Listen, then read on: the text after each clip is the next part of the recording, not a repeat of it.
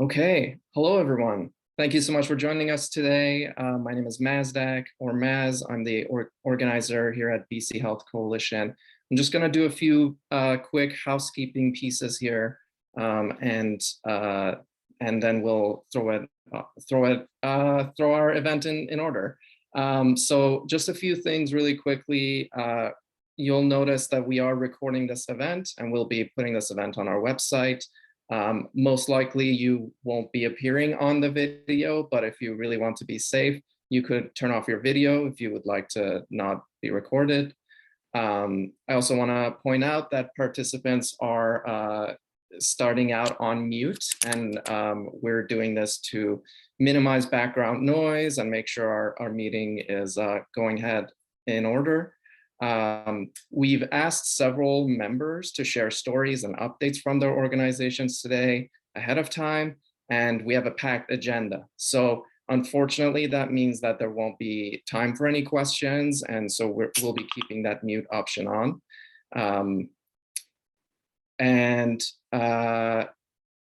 I will also point out that probably the best best view that you might want to look at. Obviously, you could look between gallery views, but most likely if you can switch to speaker view, you will probably have the best experience.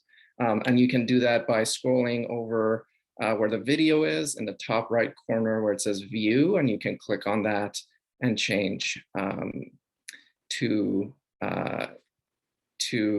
speaker view. Lastly, I want to point out we do also have live transcript available, and so you can turn that on at the bottom where there's 3 dots that says more. You can click on that, and from there you can click show subtitles, and that should bring up the transcript for you as we're going through this. So those are just all the quick housekeeping items. And with that, I'm happy to get us started, and I would like to hand this off to our BC Health Coalition co-chair, Tuesday Andridge. Tuesday. Good afternoon, everyone. On behalf of the BC Health Coalition Steering Committee, I'd like to welcome everyone to today's Seniors Care Accountability Campaign launch. Before we begin, I'd like to invite you to join me in a land acknowledgement. I acknowledge that I'm here today on the Coast Salish Nations of the Musqueam, Tsleil-Waututh, and Squamish Territory. We also acknowledge the many territories and lands across Turtle Island that you are joining us from. We are honored to be here as guests on this land that Indigenous peoples have cared for and continue to care for. We invite you to take a moment to think about where you presently live and honor the people of the land. Think about your relation to the place you live, work, and interact. This is our inquiry to honor the past and present and to stay connected to decolonization practices. We invite you to use the chat to share the name of the territory or land where you are connecting from as part of this acknowledgement. And I see quite a few have already done that. So thank you. My name is Tuesday Andridge, and I'm the Labour co-chair of the BC Health Coalition. I represent CUPE British Columbia on the Coalition Steering Committee. In my day job, I am a day shift coordinator in the downtown east side of Vancouver, where I support women and non-binary people in the community who are at risk of gendered violence. Like the community healthcare workers who provide home care and home support for older adults to age at home, my job is considered to be part of the healthcare workforce. We get into these jobs because we care about people, and in the process, we form connections to the people that we care for. Yet as healthcare workers on the front lines, our jobs are undervalued, even though we were called healthcare heroes during the pandemic. It can be very hard to offer the care we know people deserve when we are struggling to make ends meet, when we lack mental health supports, and when we are consistently short-staffed. The quality of care we can offer is directly linked to the sustainability of our jobs. At the BC Health Coalition, our role is to bring together a broad cross-section of civil society to fight for public solutions to healthcare issues. We are a democratic, nonpartisan, nonprofit organization dedicated to advocating for evidence-based solutions to defending our healthcare system from for-profit interests, and to building a constituency to support and demand change where BC residents need it the most. We have a strong history of defending our public healthcare laws in court, advancing public solutions around wait times and primary care reform, and fighting for improvements in seniors' care. Today, some are here representing workers like myself, but also seniors organizations, retirees associations, seniors programs out in the community, neighborhood houses, peer volunteers, nonprofits, family caregivers, and many others who recognize our seniors care system is in need of serious reform. We know there is a strong constituency across the province that is ready to support strong reforms across seniors care, yet this constituency is not receiving the recognition that it deserves. We hear the same story from organization after organization, that though they have had positive meetings with government officials, after 2 years of a majority government, they have not seen much come from that engagement. And the minister responsible for seniors care, Minister of Health, Adrian Dix, has been largely unavailable to seniors organizations. We hear from member organizations who do not even get replies to their letters. The pandemic brought a wave of attention to the state of care that older adults receive in this province, whether that's at home, in the community, in assisted living, or in long-term residential care. We saw evidence that our government is able to take bold action and invest significantly when it has the political will to do so. But the work that was started in the pandemic is far from over. In fact, it's just beginning. We have to keep the pressure on before this window of opportunity closes. And there's a real risk that it already has. Our recent survey sent out by the BC NDP asked supporters to rank the issues they thought were a priority. Seniors' issues were not even on that list. We need to organize now so that our government continues the work it started in seniors' care during the pandemic. Too many of you have worked too hard and too long to be content with pandemic Band-Aid measures. We want real systemic reform that will get at the root of these issues. To get these, we need to keep the pressure on. The work of the Seniors Care Accountability Campaign is to hold the Ministry of Health accountable to the commitments of our government. But more than that, it's to build a base that is powerful enough to gain the Ministry of Health's recognition. If we come together as a strong, united voice and can demonstrate that we have the power of a large base, we can create the political will to get the changes that we want. I'm very excited that we've all come together to kickstart this campaign. At this point, I'm going to hand it back to Mazdak, who will give us an overview of what the campaign launch will look like. Thank you so much, Tuesday. And what I'm going to do right now is share my screen so folks can see what is on our agenda for today. Are you able to see a slideshow right now? Please let me know if you can't, because it's not on my screen. Okay. As I can't see it. Oh, here it is. There we go. So we just heard some welcome and land acknowledgements and some words from Tuesday. Next, we're going to move on to something called a roll call, which I will explain in just a few minutes. After that, we are going to hear from some of our campaign team members about the goals that we have and some stories, as well as a presentation, actually 2 presentations from Isabel McKenzie, BC's Seniors Advocate. So those will be at different times, so stay tuned, stick around for both. There will be one on long-term care and then one on home care. And after that, we will move on to hearing about what you can do and the next steps for the campaign. And then we will also spotlight some of our member organizations after that as well. And then we're going to have a few words wrapping up. So with that, I'm actually going to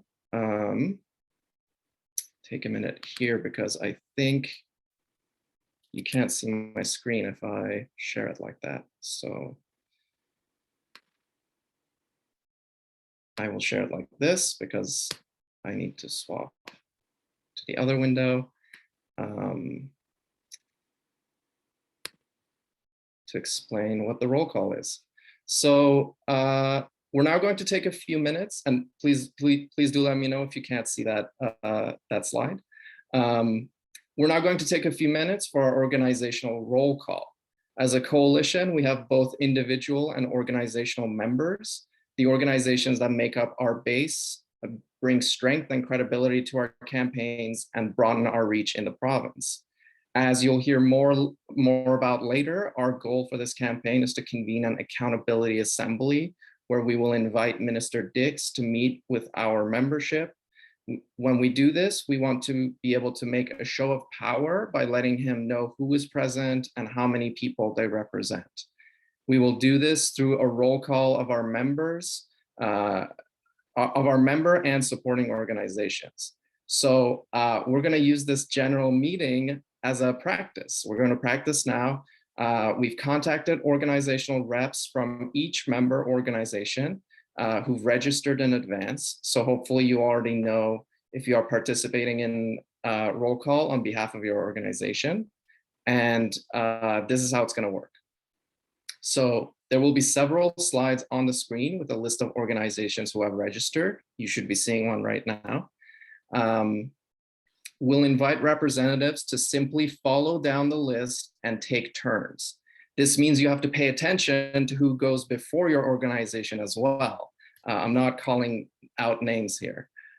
When it's your turn, you'll be able to unmute yourself.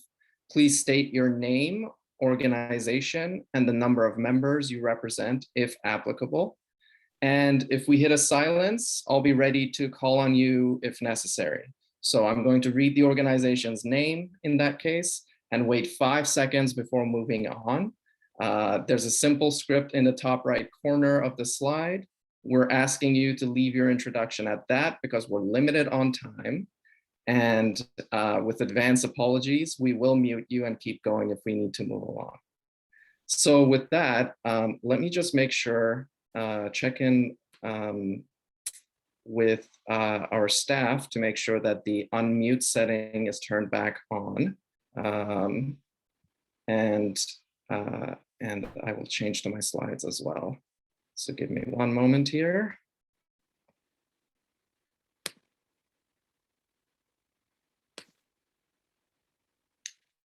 Okay, so with that, you should be seeing a slide, and let's start with the first organization.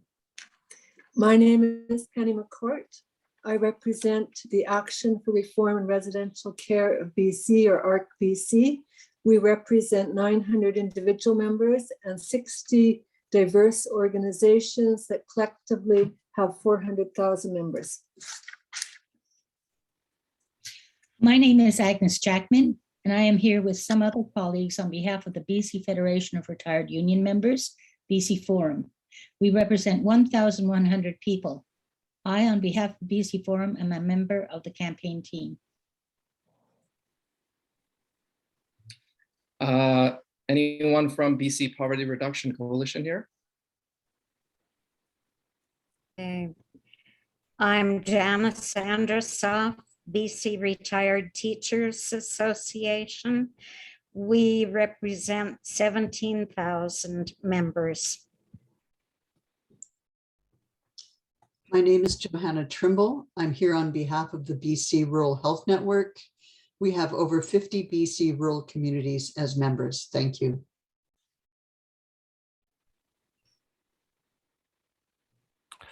My name is Patrick Harkness, and I, as second vice president, am here on behalf of the BC Government Retired Employees Association.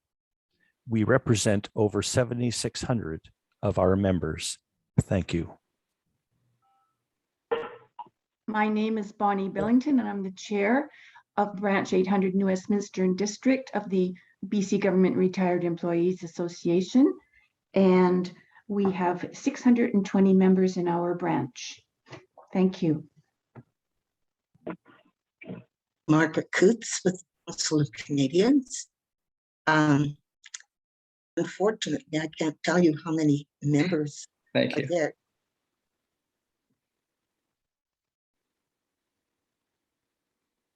Anyway, and I'm on the campaign project team.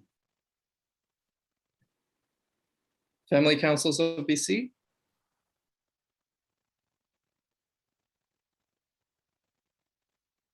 I'll speak to that. My name is Lisa Dawson. I'm here on behalf of Vancouver Coastal Association of Family Councils, one of 5 in the province of British Columbia, which is headed by the Family Councils of British Columbia. Thank you. Outreach in just one community alone, one region, is over 3,000 residents and growing strong. So many Great, more thank at the you. provincial.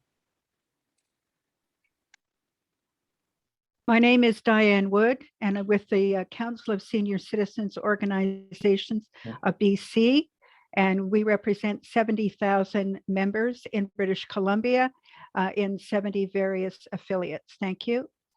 Thank you. Fraser Association of Family Councils.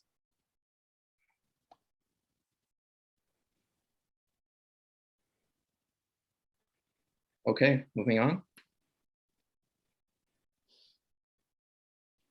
Yes, good afternoon, everyone. My name is Larry Shapiro, and I am here on behalf of the Jewish Seniors Alliance, also known as JSA. We represent 572 members, plus collaboration through our advocacy division with 50 other seniors organizations. Thank you. Thanks for having me here. And thanks for this initiative, Mazdak. Yep. My name is Massa Selwyn, and I'm also with the Jewish Seniors Alliance that you just heard Larry speak about. Great. Professional Employees Union. Hi everyone, my name is Bal Sandhu, and I'm here on behalf of the Professional Employees Association, Hospital Employees Staff Union. It gets complicated, but we represent roughly 180 members. Thank you. Anyone here from Reach Community Health Center?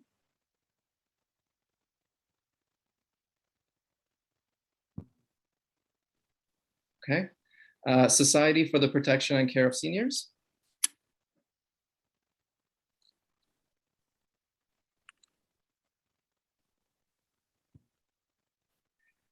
South Vancouver Neighborhood House. My name is Marion Hartley. I represent the Seniors Hub Council. We have very few members, but we reach a lot of seniors in the Southeast Vancouver neighborhood. Thank you.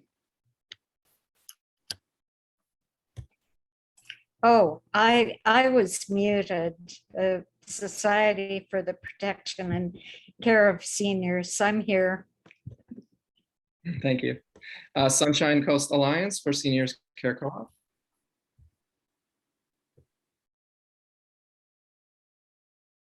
Okay, moving on.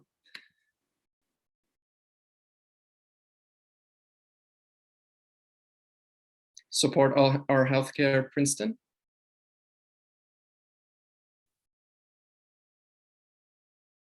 Okay.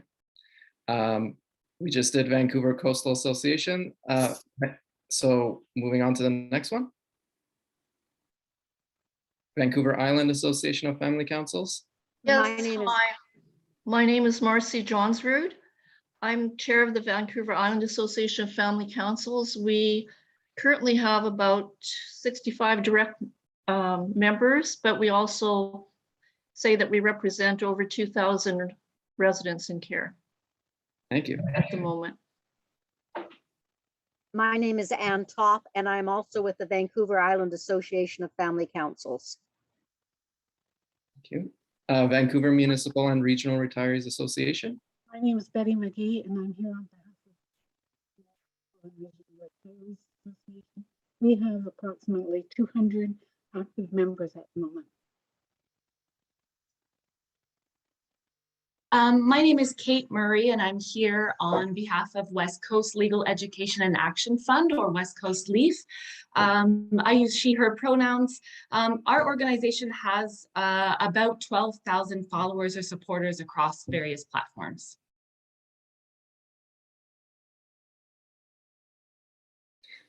West Coast Mental Health Network.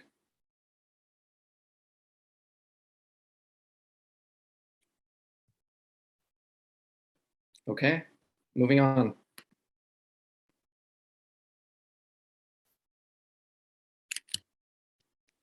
BC Federation of Labor.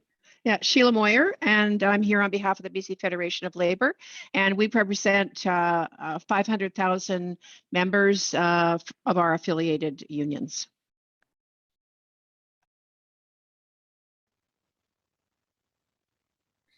BC Federation of Students. Sorry. Hi, good afternoon, everyone. My name is Sibilo Patigdas. I am here on behalf of the BC Federation of Students. We represent over 170,000 students, full-time, part-time, mature trades students that are living and studying all across the regions of BC with 15 student union member locals as well. Good afternoon, everybody. My name is Scott DeLong, and I'm here on behalf of the BC General Employees Union, and we represent about 18,000 workers in healthcare. Hi, my name is Sandy Bojeco, and I'm here on behalf of the BCGU as well.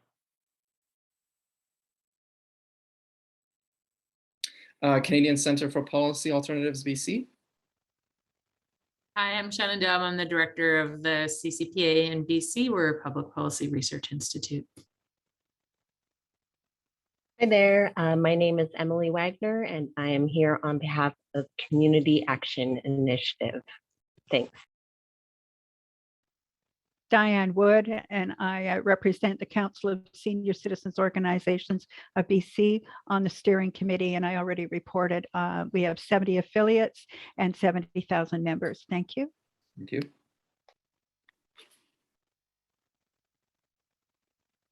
Hello, everyone. I'm Tuesday Andrich. I am here on behalf of the Canadian Union of Public Employees, British Columbia. We represent over 100,000 members in British Columbia, and I am also on the steering committee as one of the labor co-chairs. Hi, everybody. My name is Emmanuel Shahimi. I'm here on behalf of Diversity Community Resource Society, a settlement organization here in BC.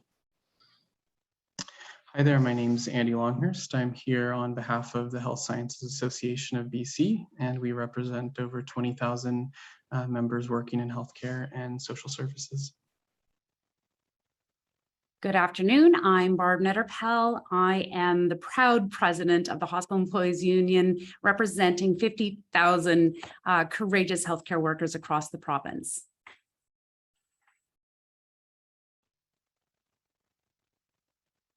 Metro Vancouver Cross-Cultural Seniors Network.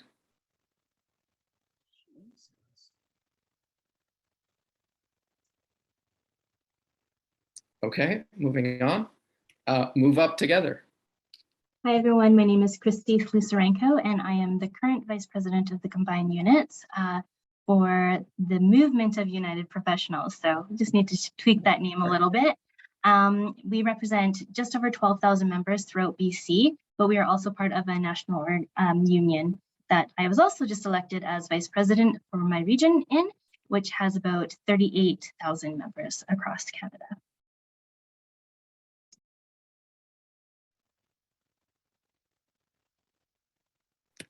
UFCW 1518.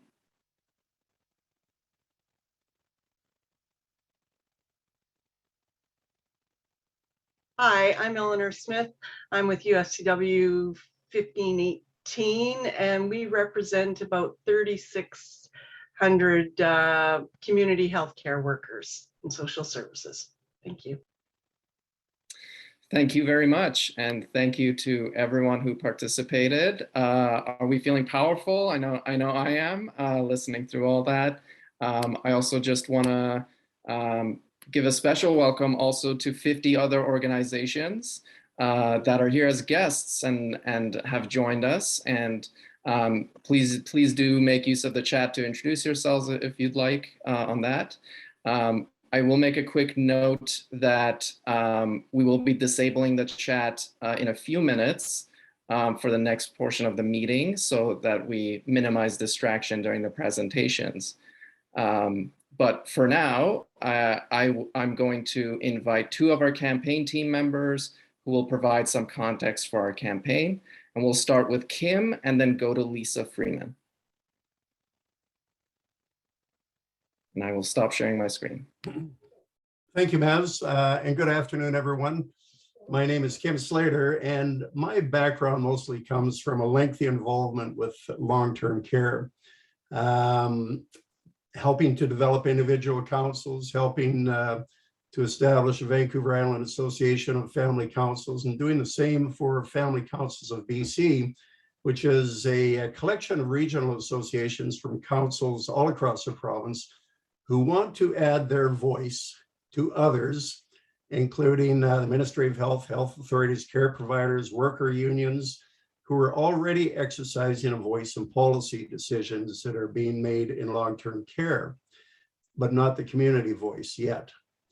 Like many of you, we've known for a long time that there's a need for real systemic reform in our seniors care system.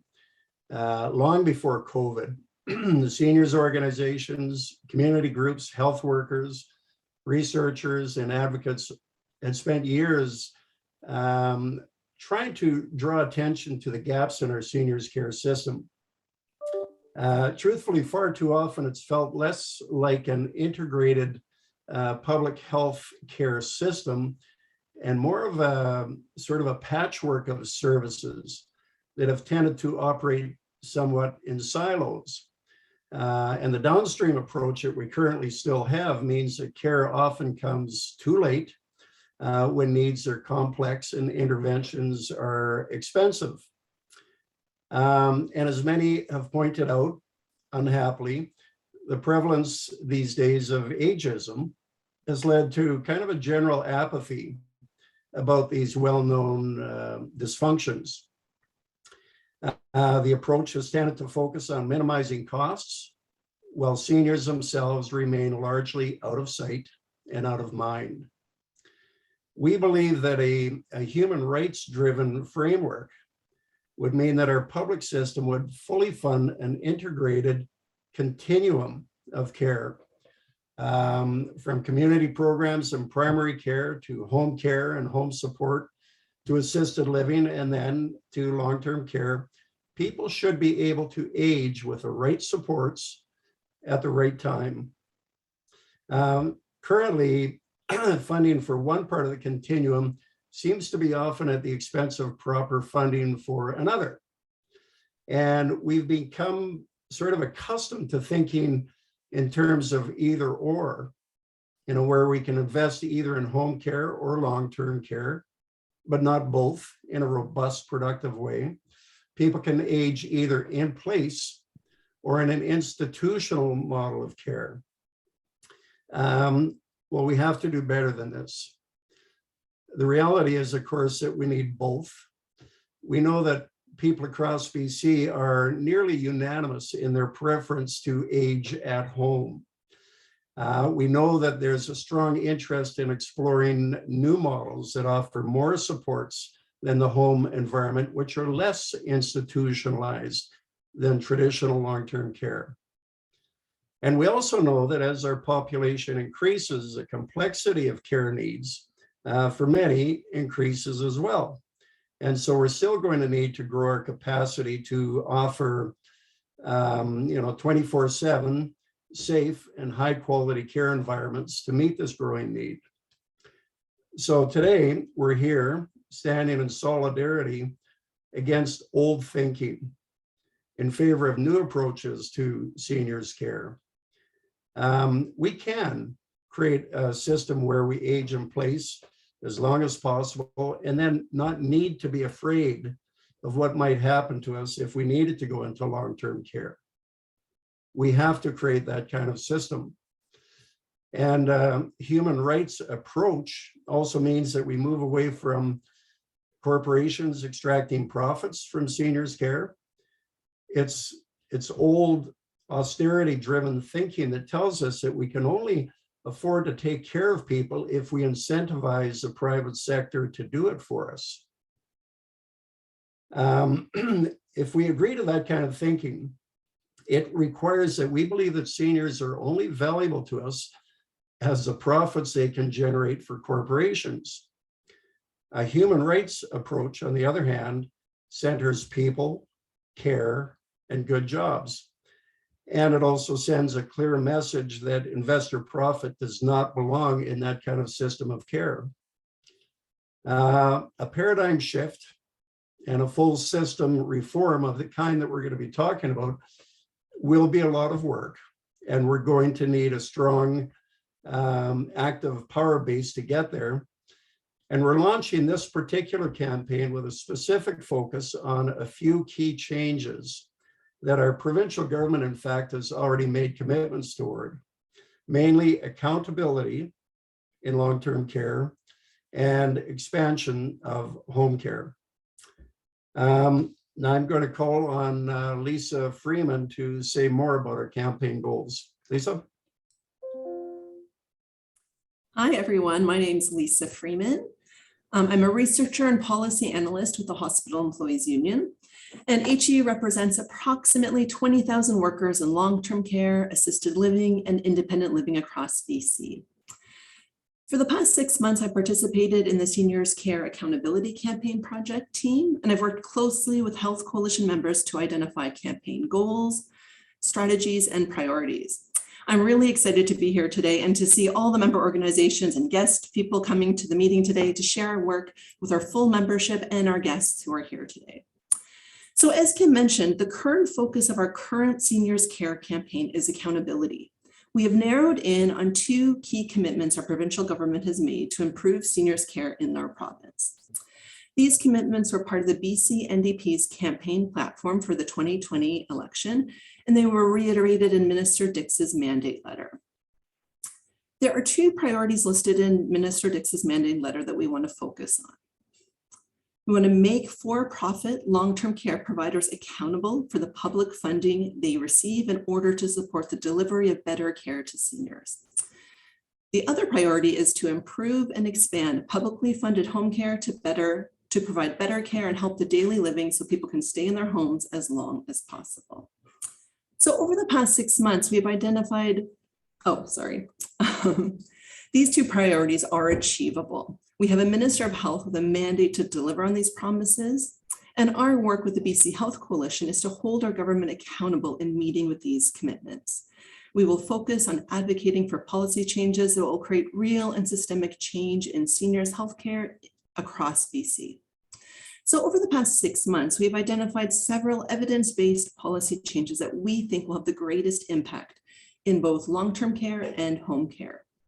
Today, we will present these policy changes to you as we introduce our campaign launch. First, we'll focus on long-term care with a presentation from Isabel McKenzie, BC Seniors Advocate. Then we'll have a few personal stories from people in member organizations, and then I'll discuss some of our campaign priorities. So after our discussion of long-term care, we'll use a similar type of focus. We'll look at home care, and a similar format, we'll look at personal stories and a discussion of campaign priorities. So it's great to see everyone here and look forward to this. I'll hand this back to Tuesday.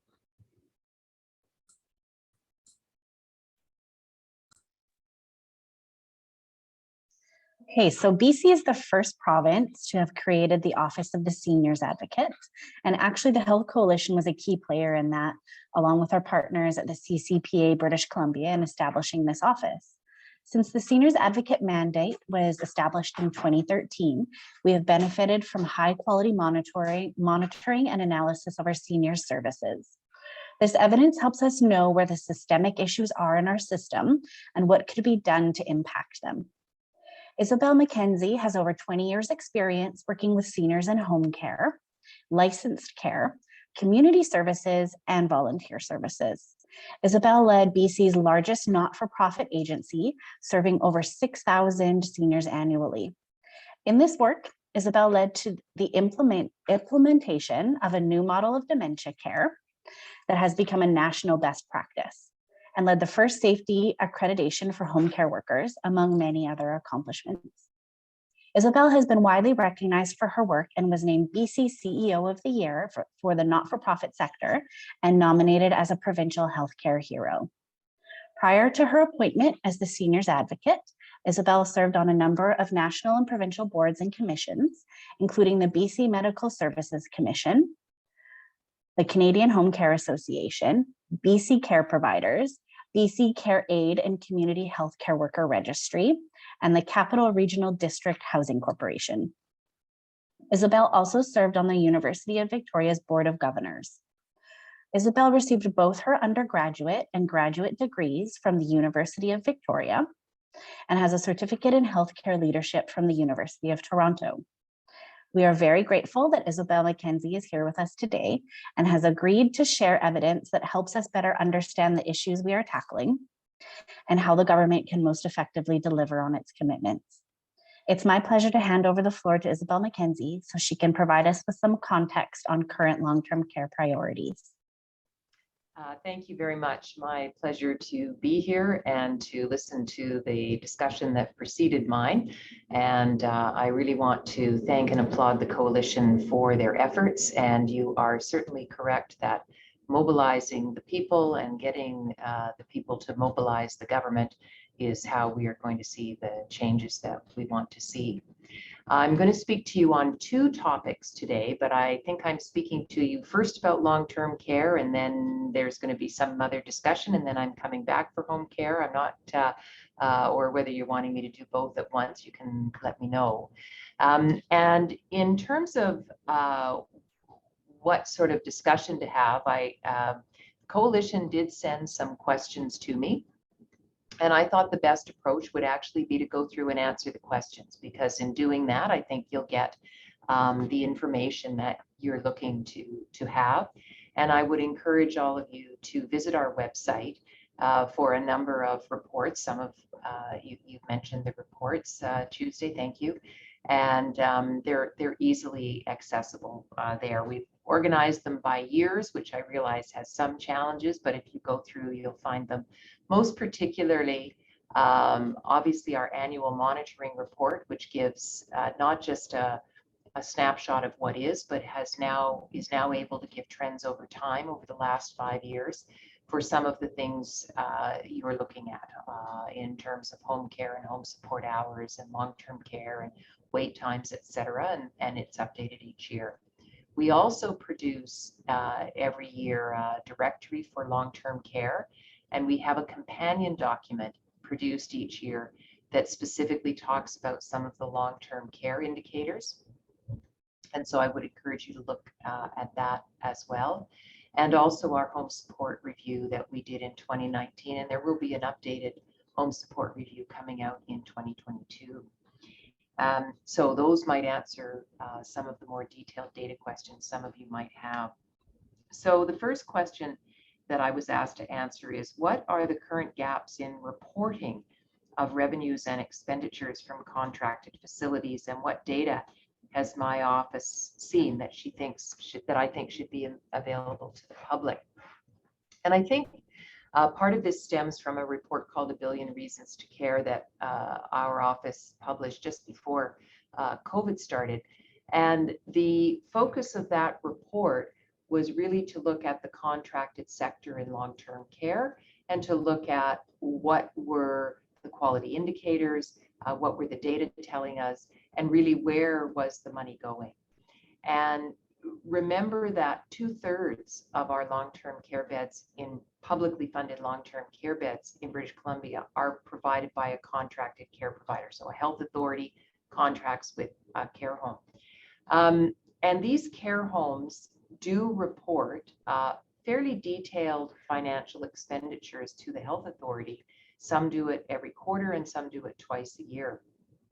But those are not currently public documents, and there's some challenges around the fact that each health authority has a little bit of a different way of reporting and a few different things that they find that they come to. But when you look at the totality of the reporting, and I think this was evidenced in the Billion Reasons to Care report, the first thing that's very striking is the discrepancies between care homes, that some care homes are spending a lot of money on their staff, some are spending less money on their staff, some are spending lots of money on their buildings, some are spending less money on their buildings, some are making large profits, some are having large deficits, and yet the funding that we're providing doesn't explain those differences, if you will, right? So it's not the ones that are making profits, for example, are generally better funded than the ones that are losing the money, right? And so that's counterintuitive to how you'd like to see public policy. And also, when you look at I think it was about 180 care homes we reviewed, when you start to see patterns that may not be apparent if you just looked at 1 or 2 care homes, for example, right? So this is one of the reasons why you want to look at things at a large level to see if there's a pattern that emerges. And patterns did emerge. Now, I would caution patterns again aren't everybody, right? It means that it's a pattern within care homes. So it's not every care home that is privately run is spending less money on care, but the pattern is most, right? So we did see a pattern between those that were run by not-for-profit organizations and those that were run by for-profit organizations, mostly around labor costs. And mostly we saw that for-profit were paying less in wages than the not-for-profits, that they were less likely to deliver their funded care hours, and the not-for-profits were more likely to deliver more than their funded care hours. They're on balance, the more of the profit, if you will, was within the for-profit facilities versus the not-for-profit, even though overall, within this context, the funding levels were actually pretty much the same. But what we call the per diems were about equal between the two sectors. So that points to a lot of issues that we need to think about, particularly in the context of labor shortages. So you could argue, as I'm sure arguments have been made, that if I'm able to, get the staffing level I need for less money, I should be rewarded for that. That is certainly the perspective of the contracting or the private sector model. But we know that certainly over the last 5 or 6 years, the issue has been the inability to attract staff. So this does legitimately raise the question of what are staff being paid? Because if I am not able to attract staff because I'm not paying enough, it is the residents who are going without the care that those staff members provide, right? So you can see how there's a legitimate reason for wanting to ensure that the wages that are going to be required to be paid to attract people are paid. And the other thing that you see when you look province-wide is certainly the consolidation that has been happening in the contracted sector. So if you looked at these 180 care homes even 10 years ago, you would have found more unique operators. What's been happening over the last 10 years is that larger organizations have been buying up and consolidating, and so you've got, I think we should be thinking about and concerned about further what we call monopolistic behavior that could eventually happen. The next question is, what evidence demonstrates that public funding for direct care contracted facilities is not spent on direct care?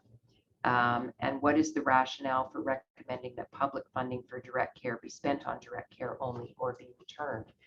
So the evidence is in the financial statements that are prepared by the care homes themselves, I'd like to add, right? It is it's their own reporting that was used. It was not taking things and applying formula to it. It was their own reporting.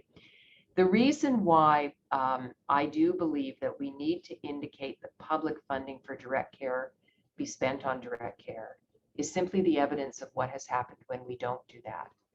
So what we said about, I want to say it was about maybe 6 or 7 years ago, we started to say, you have to provide the direct care hours that we fund you to provide. And we thought that was sufficient. So we would say to care homes, we're going to fund you to provide 3.36 hours per day per resident. And if you don't provide that, we will claw back some of that money. And we missed the other piece, which is, in addition to providing the hours, you have to spend the money we give you, because we were funding it at this higher rate. And I think what happened was you created a situation where these care providers said, well, I can't find people to provide the care, without the logical next question, well, maybe you should pay them more, and that would attract more. And so that's why I think we need to care about the financial incentives work. We all respond to financial incentives. We sometimes don't like to acknowledge how we respond to them, but we do. Every loyalty program out there is a form of, every time you collect points or get the stickers from the grocery store to get enough to buy the frying pan with your 12 stickers. All of that is responding effectively to financial incentives. And it's no different in the care homes. And I think we have failed to recognize the power of these financial incentives and the power to rationalize how coincidentally what's good for the client or resident in this case aligns with what provides maximum financial benefit to me. And I think some of the warnings, certainly in the Cullen Commission report that came out, might give us some further cause for pause around our model of accountability, openness, transparency in the funding of our long-term care. Well, there's about 1 minute left. Okay, so what I think I will do, so I think I've pretty much hit on the same theme that the other two questions encapsulate, which is what we need to do is ensure that the financial incentives for those care homes that are contracted, and remember, it's 2/3 of our care homes. We're not going to be able to overnight make these care homes part of government. So we need to say, you need to provide the care we expect you to, and if you don't, you have to give the money back. And I think what we've learned is we have to be extremely prescriptive, and we have to say, you spend this money on these things, and if you don't spend the money, you have to give it back. We cannot allow broad goals and broad outcomes to be dictating the decision around this care home is providing good care or not, which is where we are today. And I think I'll end it at that and turn it back. Okay, thank you so much. And we will see you shortly in about 10 to 15 minutes. But for now, I will throw it now to Lisa Dawson, please. Thank you. Yes, so I'm Lisa Dawson. I was a family caregiver for 10 years in my home for my father until he moved into long-term care. I wish I knew how to better manage him at home to avoid the 12 years he's had thus far. But nonetheless, here we are. And rather than criticize, I'm heavily engaged in advocacy, resident advocacy for quality of life and quality of care.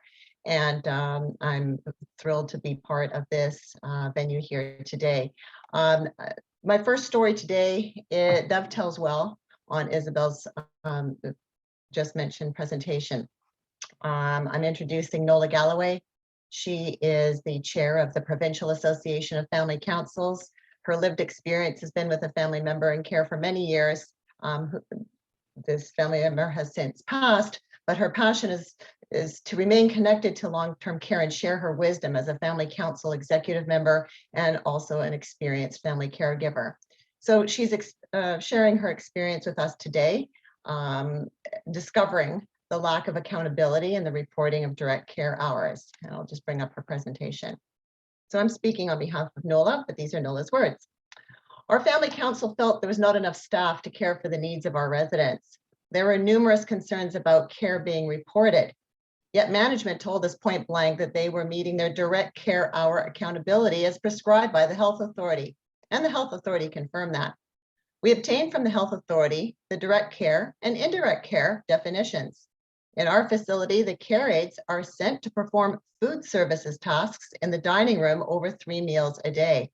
These appeared to be indirect care, non-nursing tasks. So we wondered if the care aides should even be doing these tasks. We wrote the Health Authority Board, and their response clarified that while a facility operator is allowed to deploy their direct care nursing staff to perform non-direct care tasks, those hours worked must not be reported as nursing hours on the direct care nursing report, which is submitted to the Health Authority quarterly. On paper, it appeared the facility was meeting its direct care accountability, but it wasn't. Our facility operator was inaccurately reporting all the hours worked by our care aides as though they were being worked in the capacity of direct care nursing. That report is submitted solely on the honor system. There is no oversight or audit done by the Health Authority. Our family council calculated that our residents lost out on approximately 30,000 hours over 4 years. This inaccurate reporting benefited the bottom line of the facility operator company. The operator saved approximately $500,000 in expenses over that 4-year period as a result of their inaccurate reporting. Had our council not persisted, even when the facility operator and the Health Authority kept telling us that the direct care hour accountability was being met, this inaccurate reporting may still be going on to this day at our facility. And if it happened at our facility, how many other facilities may this inaccurate reporting also be happening? We asked the Health Authority to use our example to improve the monitoring of direct care hours to ensure reporting is done accurately in the future so that residents in care receive direct care hours that they are entitled to. It's a pretty powerful statement.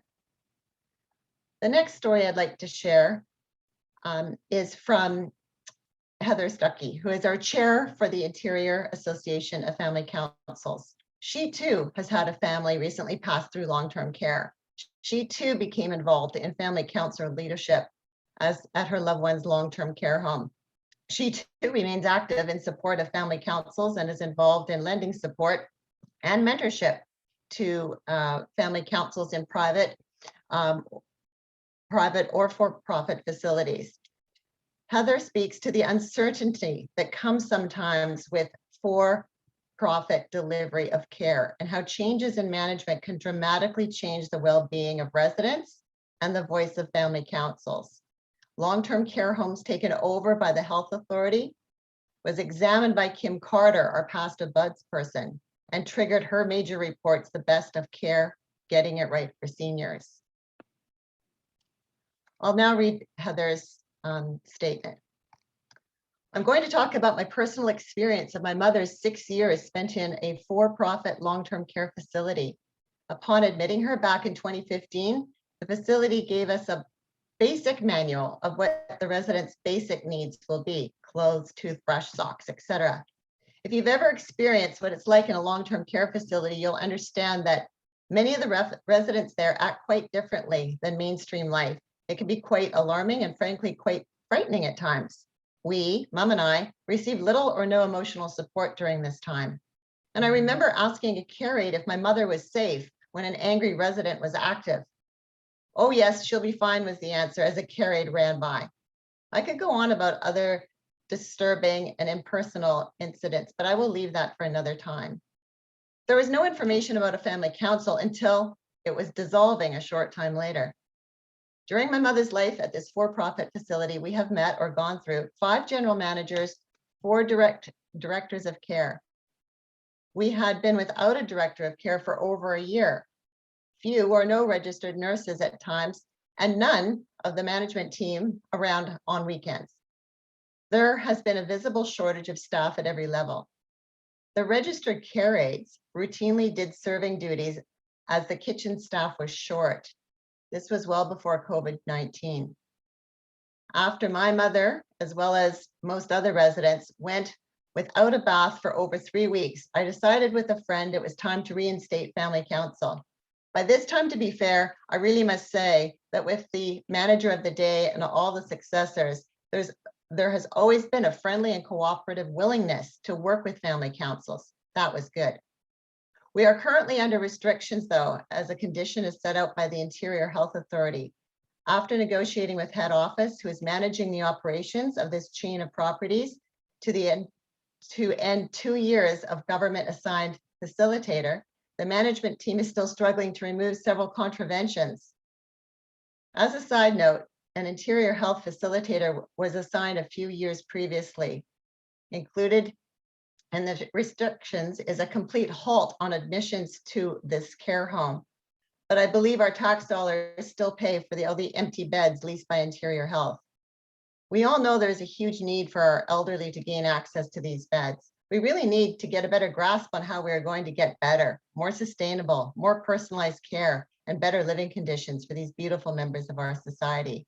We need to set up some much needed improved rules, regulations, or accountability and regular in-depth inspections. We need to listen to families and staff members about what is really happening on a regular basis.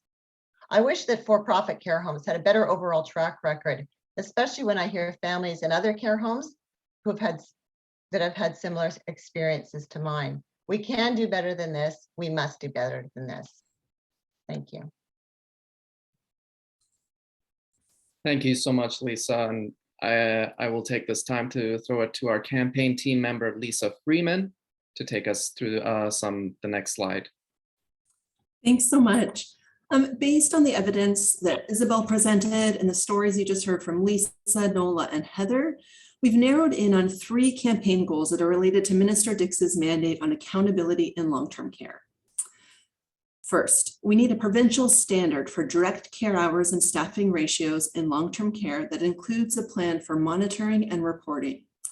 This will ensure that staffing ratios and actual hours delivered can be verified and enforced with penalties. Therefore, our first goal is for the province to standardize reporting for direct care hours so that staffing levels and ratios can be independently verified and enforced. As we heard, the public has a right to know how public money is being spent.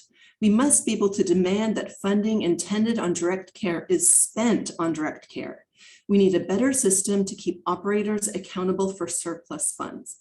These funds should not be kept as profit, but should be either put towards direct care hours as intended or returned to the public. Thus, our second goal is for the province to require that all contracted long-term care facilities that receive public money clearly report revenues and expenditures to the public and require that all surplus funds be spent on the care of seniors or be returned.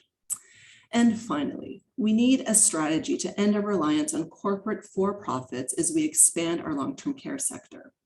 As recently as April, the province announced that it had awarded a contract for 90 new for-profit beds in Vernon, BC, continuing the status quo of growing the private long-term care sector.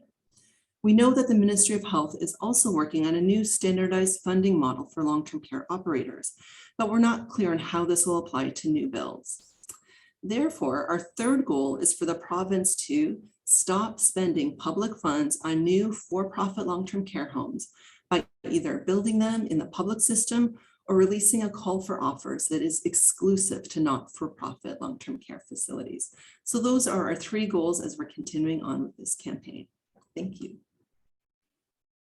Thank you so much, Lisa. No better time for us to now move on to home care and home support. And to do that, I will throw it back again to Seniors Advocate Isabel McKenzie for another 10-minute presentation. Okay, thank you very much. And again, I'll go to the questions that you asked. And so just as a little bit of context, when we talk about home care in BC, it includes home nursing care, occupational therapy, physiotherapy. Those are services that are not provided on a longitudinal basis, but only on what we call an episodic basis. So you can't get continual nursing care, for example, at home, but you can get a nurse to come if you you need wound care after a discharge from a hospital, that type of thing.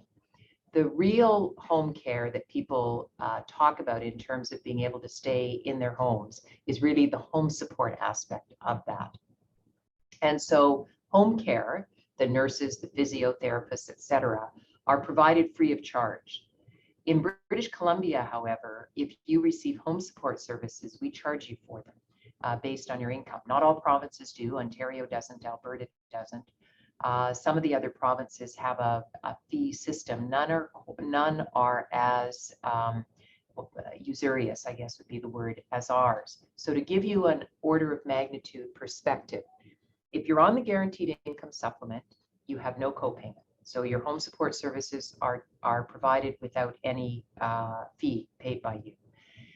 About a third of BC seniors are on the guaranteed income supplement, but their incomes are about $24,000, $25,000 a year or less.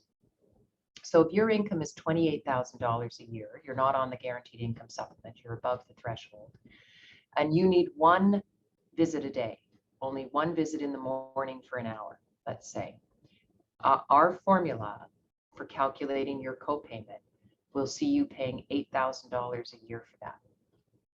So it is clearly an impediment for people, and we see that when we look at the data.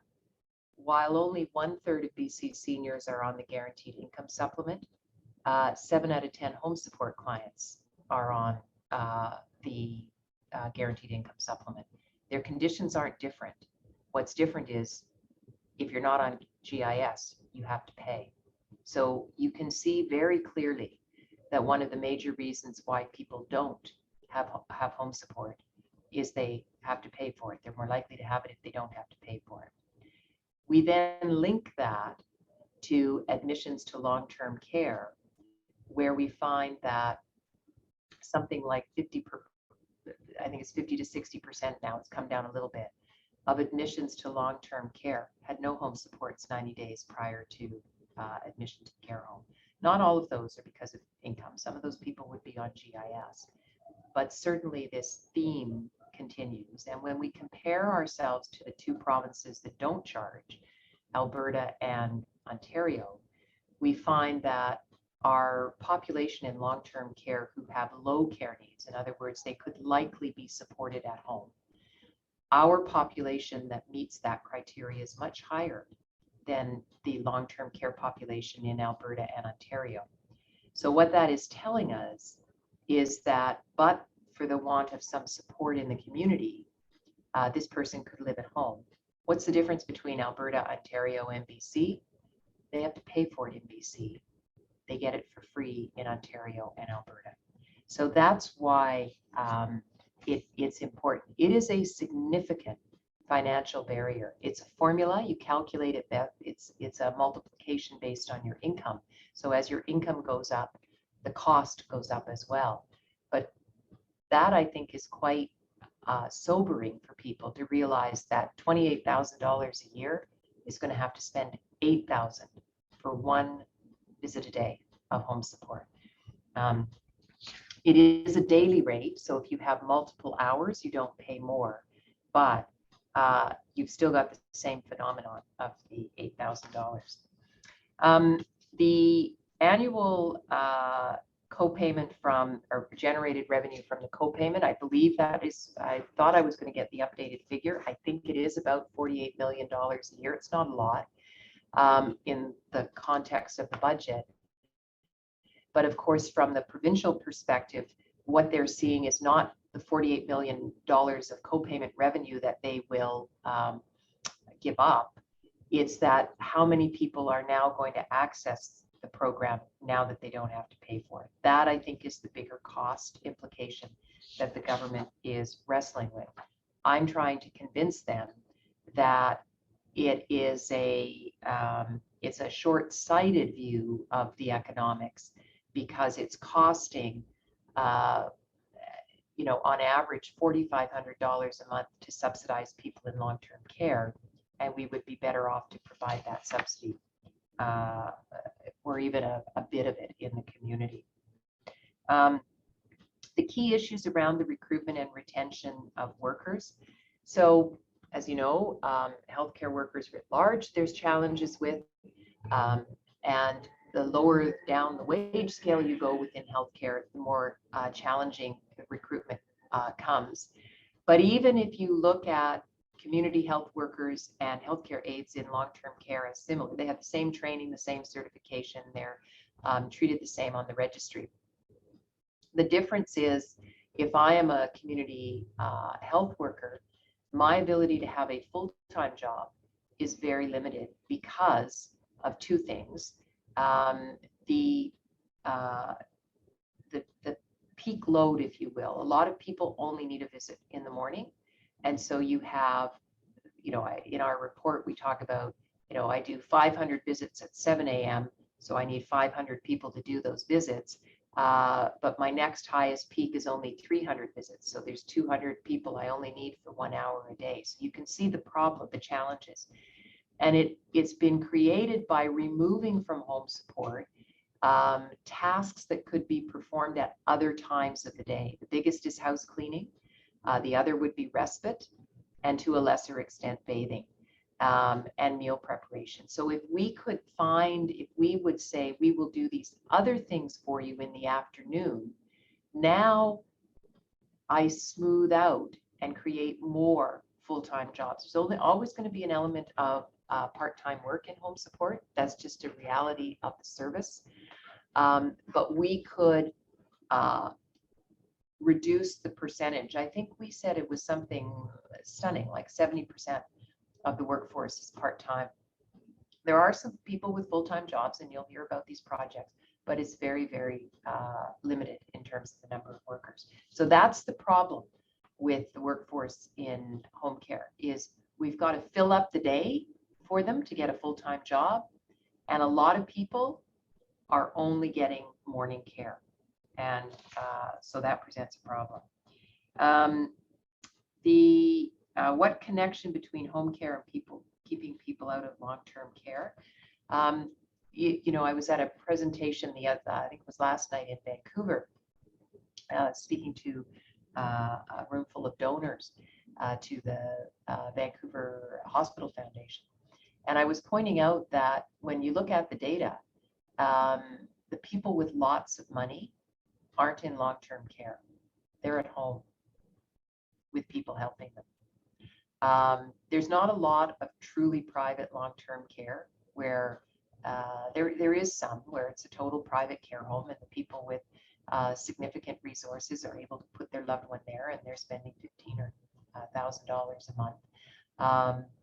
But for the most part, when you have the money and the choice, people live at home. When you don't have the money, arguably you don't have the choice, and people are going into long-term care. And that is because of our system of home support. It works very well for some people. It works well if put the money issue aside, if all you need is a visit in the morning, it works well. It works well to support people with intense care needs on discharge from hospital. But to sustain somebody over a long period of time, by the time you need 3 or 4 visits a day, our system is very challenging, and we would be better served to look at more client direct funding for that level of person of care, and that would keep them out of long-term care. So 1 minute left. Okay, and I think in your bullet points around the question, you've basically pointed out the difference in, we're subsidizing, that would pay for a lot of care at home. And so we can do it better. And we do find if people are able to provide the care at home, that is where they stay. Thank you so much, Isabel. And happy to move on to Margaret to tell us a story.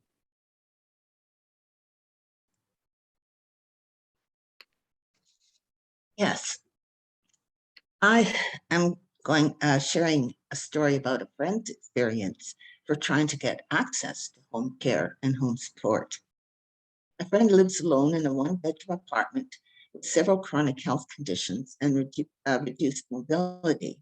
She very, very rarely leaves her apartment because of mobility issues, and lives on a tight budget as she was on disability for many years before reaching the age of 65.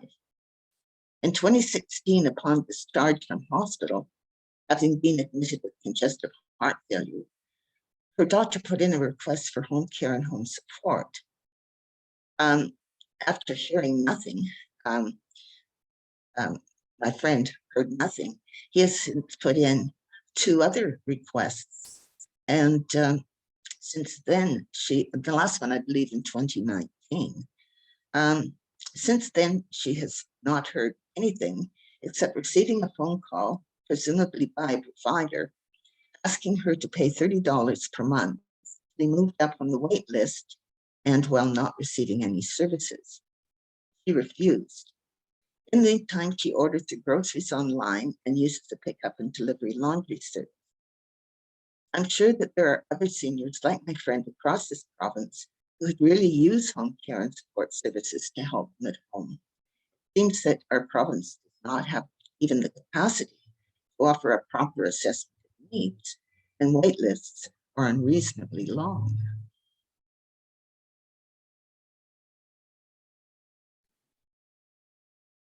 Thank you so much, Margaret. Let us now move on to another story, this one from Florentina. Hi, everyone. My name is Florentina Tully. I work as a community health worker for 21 years, and I love my job. The community health workers are frontline workers that works in senior home or client's home.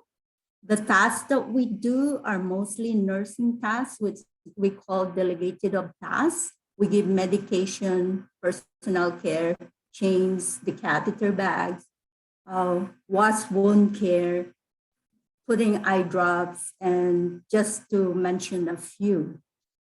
We have client visit for 30 minutes, and within that 30 minutes, we actually not enough because we're only giving 20 minutes for service, 10 minutes for travel time to get to the next client, which is not always enough time to do the care. That's also time to get to the next client and then looking for parking. And if we can't find a parking, we are driving around and around because in Burnaby, there's no more mostly our paid parking. And if we, don't have a coins, we are out. We might get a ticket, and we are responsible to pay for the ticket. Also, the community health workers are required to have cars and responsible for the costs. As you are aware, the gas prices is very high, and it comes out from our wages. The community health workers are leaving to work in the long-term care facility because they don't have to drive all over and they make more money. Also, their hours of work is guaranteed. And they don't have to pay for car expenses, unlike community health workers. This is the reason why we have an issue for recruitment and retention for community health workers. At my work site, we now have guaranteed paid hours, which we fought long and hard for. And do you know that we still have so many community health workers that have a regular position, but treated like a casual because their hours is not guaranteed. For example, if they may have a schedule from 7 o'clock in the morning until 3:30, but if from 9 o'clock till 11, they don't have a client to see, they will be sitting in their car and not getting paid. The other thing is if they don't have a client to see, we don't get paid. So we need to have guaranteed paid hours for the community health workers, and also leveling pay like the care aides that work in the long-term care, if we want to, keep them working in the community settings. This way to keep the seniors living in their home. And the other problem that we're having as a community health workers is we now have a work phone, and whenever we go in client's home, we are logging in every visit, and the client's care plan is already here. We log in, we ask questions, especially because of the COVID screening question. And for an hour visit, we have to leave 10 minutes before to the next as a travel time to get to the next client. Sometimes it's not enough time to do all the tasks because we have to drive to the next client. And I think the government is forgetting that seniors needs time to let us in their house or buzz us in, and then we use the elevator to go upstairs, and it still takes time. And with the COVID, thank goodness it's getting less now. We also have to wear PPE, yellow gown, and all masks up. There's not enough time to do the care when it's only half an hour. What 1 I'm minute. hearing, okay, thank you. What I'm hearing also from my fellow community health workers in Vancouver, it breaks my heart that there is a 15-minute service. We can't do anything within 15 minutes. I know we are told we're gonna give a medication, but the clients takes time to take their fills. So I'm not sure how we can, I would like to stop that 15 minutes visit because it's not a human, we can't give any quality care to senior for doing that. And we're just, we love our jobs, so we're doing our best, and we're late to the next client and we're working for free because we love our job. So I'm so grateful with BC Health Coalition doing this, and hopefully the service will get better because. Thank you. Thank you. Yeah, thank you so much. Let's go right on to campaign member Agnes for this next part. Hello, I'm Agnes Jackman, and I represent BC Forum on the campaign project team. I'm supporting this campaign because, as has been stated by the BC Health Coalition, the healthcare system must cover comprehensive care for all stages of life. We need a continuum of care that allows seniors to live independently at home for as long as possible and provides a person-centered model of residential care that respects the dignity and rights of seniors. BC Forum adamantly is in active support of this statement. The first desire for most seniors is to be able to age in place at home, comfortably and safely, with a fair degree of autonomy. Based on the evidence and what we've heard from our members, we set our focus on 2 campaign goals related to Minister Dix's mandate to improve and expand access to home care. Our first goal is to eliminate barriers for accessing home care and home support. We're asking the Minister of Health to make home care more accessible by removing the current regulated daily rate co-payment. Our second goal is to invest in a recruitment and retention strategy for community health workers who provide home care and home support. To start on this, we're asking that the Ministry of Health, to address the staffing crisis by increasing the wages of community health workers so they are paid the same no matter where they work, and by guaranteeing hours to create stable working conditions. Thank you. Thank you. So you've heard a lot today, but what about what you can do and what comes next? For that, let's go to campaign team member Margot. Good afternoon, everyone. This is wonderful, by the way. You've done an excellent job. My name is Margot Beauchamp, and I am part of the campaign project team representing the Jewish Seniors Alliance.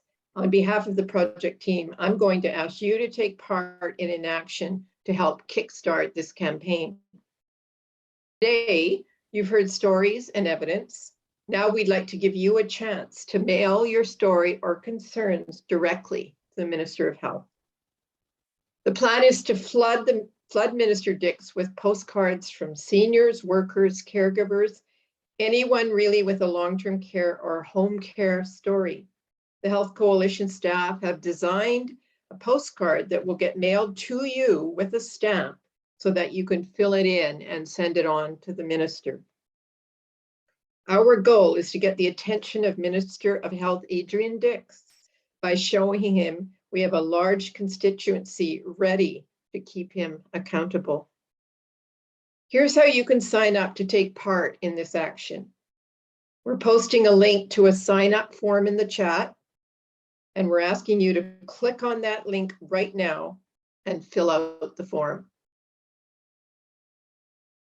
You can see it up on the screen here in the chat. It will ask you for your name and mailing address so that we can send you a postcard.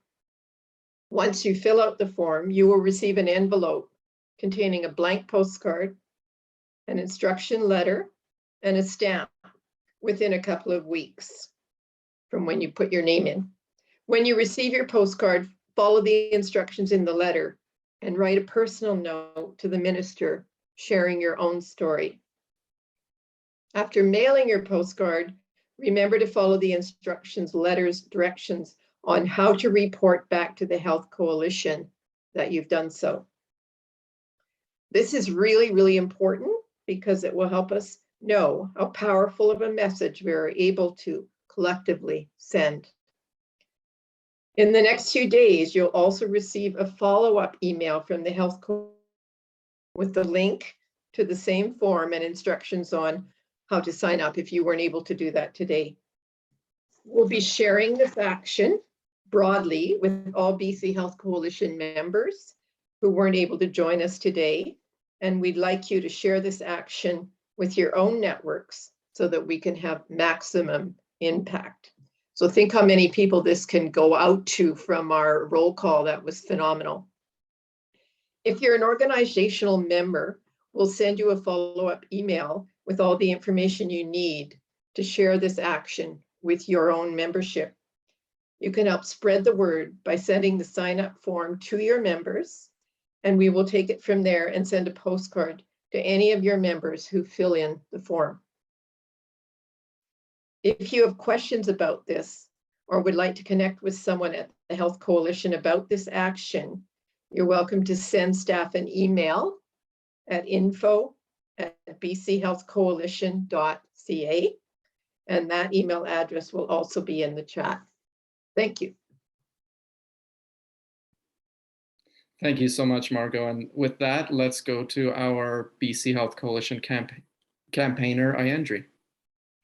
Hey folks, I'm Ayandri Riddell. I'm the campaigner for the BC Health Coalition. Now that you've heard the stories and the evidence, I hope you have a sense of the campaign goals. I wanted to give you an idea of the bigger picture of where our campaign is going and how we'll be working for better care and accountability for seniors. Our campaign strategy is to build a constituency powerful enough to keep the Minister of Health accountable to his mandate. But we don't want band-aid solutions and half measures. We want to ensure that he fulfills his mandate in the ways that will actually make a difference by implementing the recommendations we discussed today. Here's how we're planning to get the minister to pay attention to our recommendations. For the past 6 months, we've been working with our campaigns team to build a Seniors Care Accountability Assembly.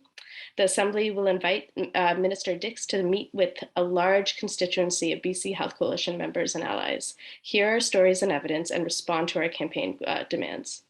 We're working with the Minister's office currently to find a date in the fall, and we will be sure to let you know as soon as it is set. Between now and then, our work is twofold. We need to build internal momentum so that we can demonstrate the size and strength of our constituency, and we need to start using our collective voice so that when the time of the Accountability Assembly comes, the Minister of Health knows that he needs to take us seriously. As Margot mentioned, today we're launching a postcard action asking to share your stories and your concerns with the Minister. I encourage all of you to sign up today. Thank you so much, Ayandri. And with that, we are actually going to move on to hearing from some of our members in the coalition, the work that they're engaged in and how their members are doing.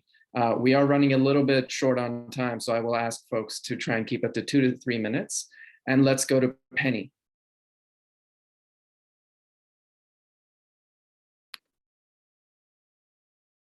Do we have Penny here from ARC? You might need to unmute yourself.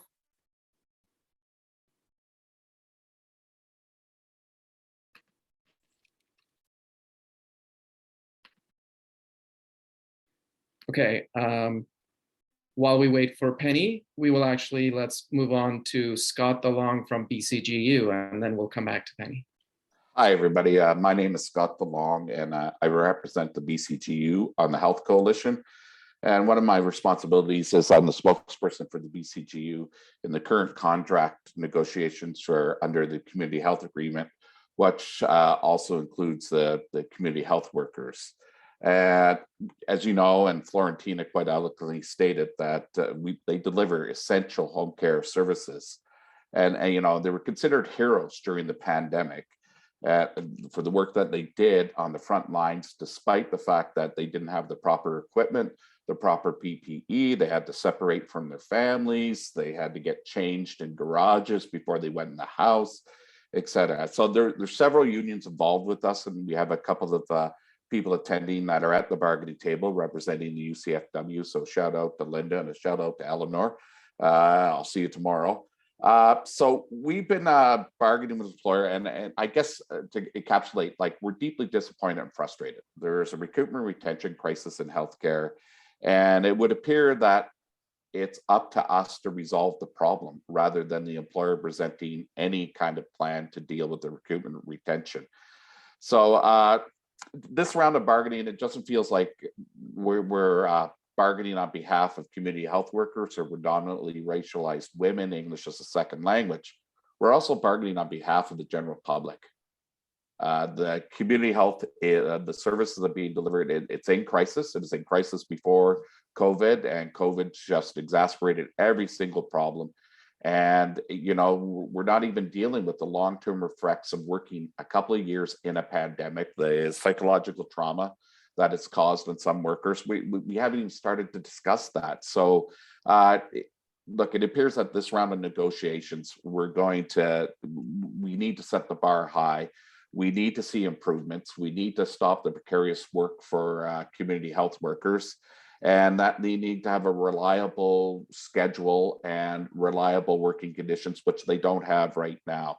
And Florentina elegantly stated that people don't tolerate it, and they go work, and we get ravaged into the other health sectors where people go work in long-term care. So I know at some point I'm going to be coming to you people to ask for support and solidarity. We need strong public support so that we can get some of the things that we're asking for that will improve the service and sustain healthcare. You know, I hope the tone changes at the bargaining table, and if it does, well, we were all going to benefit.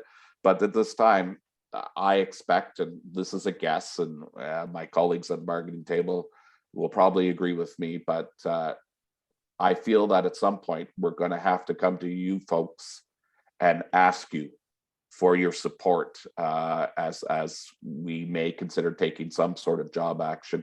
And I apologize, I didn't acknowledge, I'm coming from the Squamish Mountain Songhees First Nations, and my pronouns are he, him. Thank you. Back to you, Mazdak. Thank you so much, Scott. Do we have Penny online? Yes, we do. Yep. Yes. Sorry about that, everybody. Okay, ARC BC came into being in response to the horrific conditions that were exposed by COVID, by the pandemic.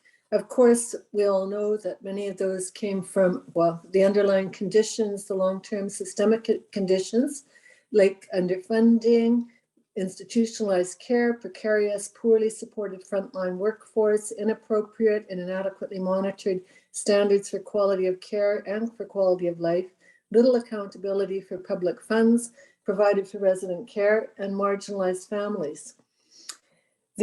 Our goal is the reform of long-term care such that resident quality of life is paramount and relational care is provided by a well-supported, empowered staff, and that families are welcome and their voices are heard.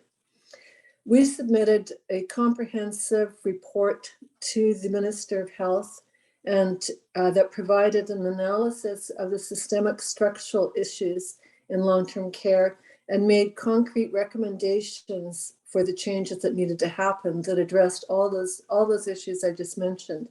60 organizations and 900 individuals have signed on as supporters.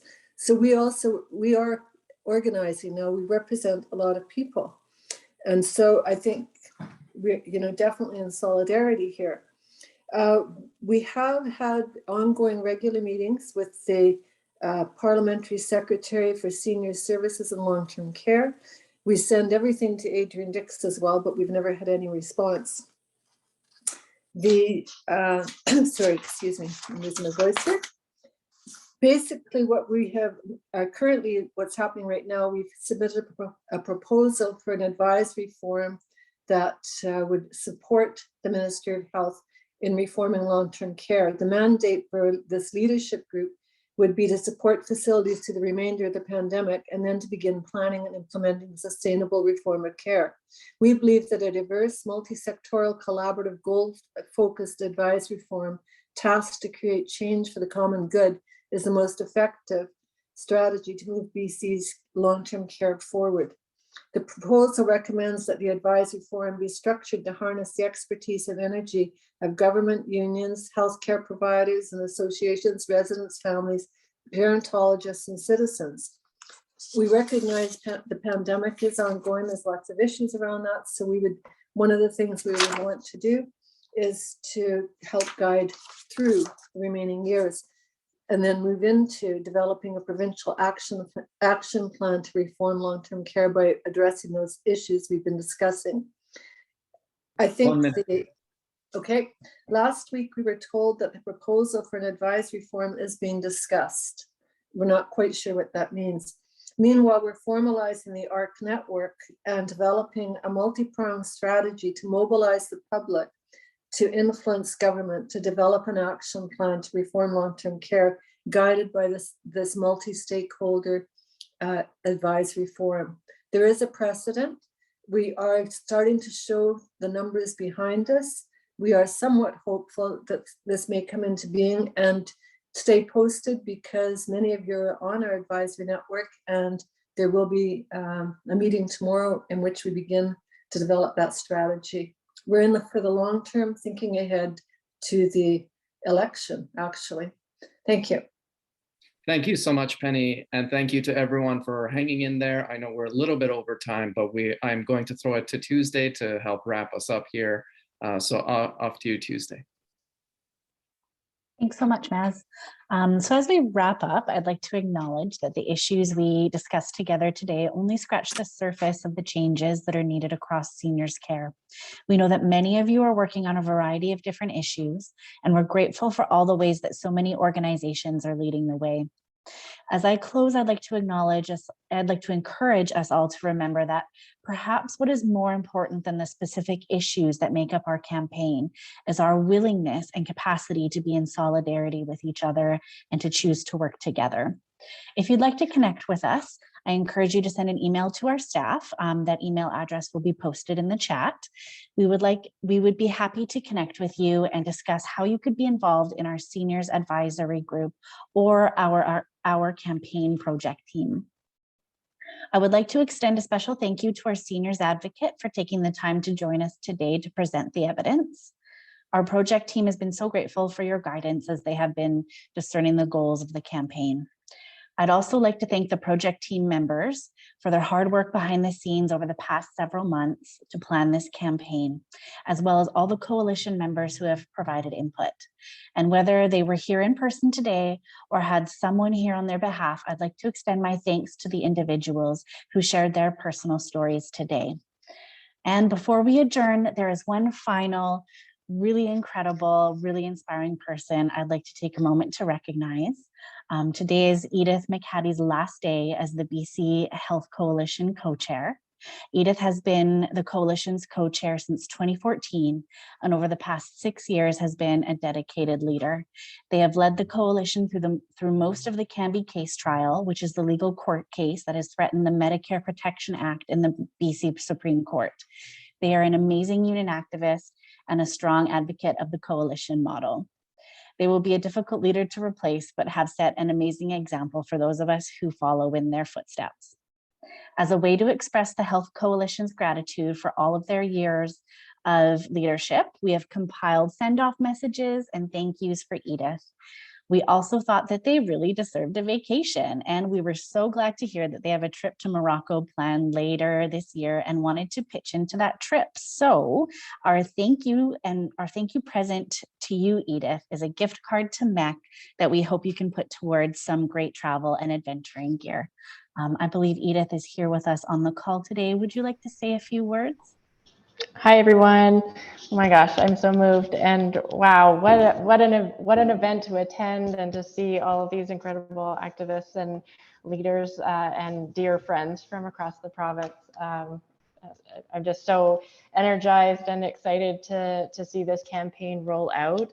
And I just wanted to say thank you so much. I'm just, as you mentioned, like this Health Coalition has been a huge part of my life since 2014. I've had 2 babies throughout the course of my time at the table, and some of you will remember them crawling around at different events or lobby efforts in Ottawa, trucking to Parliament. And you know, there's so many highlights, but really it comes down to these incredible people that that I've been fighting and learning and growing with. And I just, just feel so full. And I think in this time when there are so many pressures and demands on your time, I know many of you are, working off the side of your desk or volunteering day after day. And I think more than ever, I truly believe in coalitions and that they are essential for getting us through this very difficult time in the world. And so I thank you for your dedication. And I'm just so moved at your love of public services and your deep care for one another. And so as you mentioned, I'm going to do a bit of travel with my wife, Heather, and just take some time to recharge and focus on parenting our 2 kids and working my OT job in the public sector. And so I very much hope to see all of you out in community and just wish you so well. Thank you so much, Edith. Thank you to everyone for participating and for sticking in there. And see you in the fall. See you in the fall with the Minister. Solidarity. Okay. Goodbye, everybody. Bye. Bye. Thank you.